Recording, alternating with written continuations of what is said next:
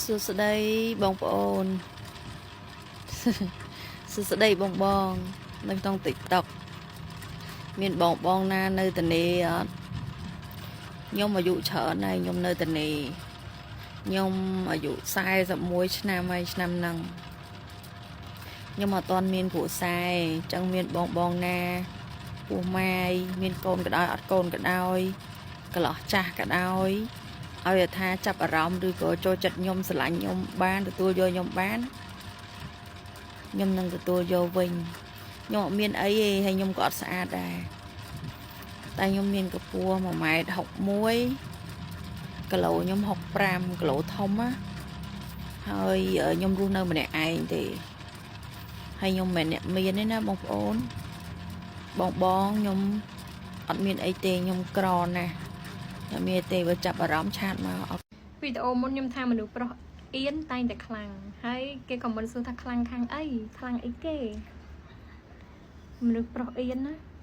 ញៀនណាញៀនអីពុំគិតអីហ្នឹងមនុស្សប្រុសអៀនគឺគាត់ញៀនខ្លាំងហ្មងញៀន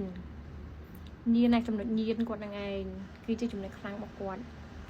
អ្នកពងមើលនឹងអៀនហើយកំពុងតែញៀនអីគេបើពងញៀនអីគឺចឹងហើយចាតែបើសម្រាប់ខ្ញុំមនុស្សប្រុសអៀនគឺគាត់ញៀនខាងស្មោះគាត់អៀនណត្រង់តែញ៉ាយគេបានមួយត្រង់គាត់ញ៉ាយគឺខ្ញុំដល់នេះថាគាត់ដាក់ចិត្តដាក់កាយហើយទ្រាំតែដាក់ចិត្តណាអញ្ចឹងគាត់ញៀនខាងស្មោះដោយសារតែគាត់មិនងាយញ៉ាយទេគាត់អៀនខ្លាំងហ៎អញ្ចឹងចំណុចខ្លាំងរបស់គាត់ញៀនស្មោះខ្ញុំគិតអីហ្នឹងខ្ញុំមានសំណួរមួយចង់សួរទៅប្រុសណាចាញ់និយាយតែចេះយើងតាក់តងមនុស្សម្នាក់ហ្នឹងរាប់ខែរាប់ឆ្នាំហើយតែបើយើងអត់សួរយើងអត់ការដល់ពេលយើងបាយទៅ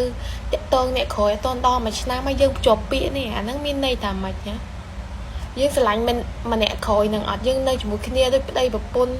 តាណាមួយគ្នាហើយយើងអត់ចង់បានគេយើងគិតថាអូយអត់លុយអាហ្នឹងហេតុផលក៏ជាលេសក៏យើងចង់ស៊ីរបស់ free ក៏យើងចង់នៅរបស់ free សំណួរនឹងខ្ញុំឆ្ងល់ណាតែមិនចាំបាច់ពេលបែកទៅបែកមីម្នាក់ហ្នឹងឯងទៅរកអ្នក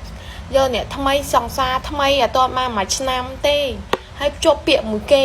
ការមួយគេអាហ្នឹងសំណួរចង់សួរអ្នកមុនអ្នកក្រោយខុសគ្នាណាបើអត់ពេញចិត្តគេដោះលែងគេទៅនៅតាមតែងរងាប់អីងាប់អស់នេះខ្ញុំនិយាយម៉ែបើអ្នកចង់ស្រឡាញ់ខ្ញុំហ៎មិនទិញអីច្រើនទេដល់ខែតរេនឲ្យទិញតរេនអីញ៉ាំដល់ខែខូតឲ្យទិញខូតឲ្យស៊ីស្រឡាញ់ឲ្យងាប់ចោលងើបរួចនិយាយមែនអត់ខុសអីនិយាយកាប់ពិតនេះឃើញទេដល់ខែខូតទិញខូតឲ្យស៊ីអូស្រឡាញ់ឲ្យងើបមុខមករួចស្រឡាញ់ងាប់ចោលហ្មងឲ្យទិញឲ្យស៊ីដល់ខែខូតដល់ខែតរេនអត់មានអីច្រើនទេខ្ញុំចូលចិត្តតែតរេនឲ្យខ្វាត់ទេតែពីរមុខហ្នឹងឯងតែញ៉ាំឲ្យមកអត់ខុសទេដល់ត្រូវហ្មង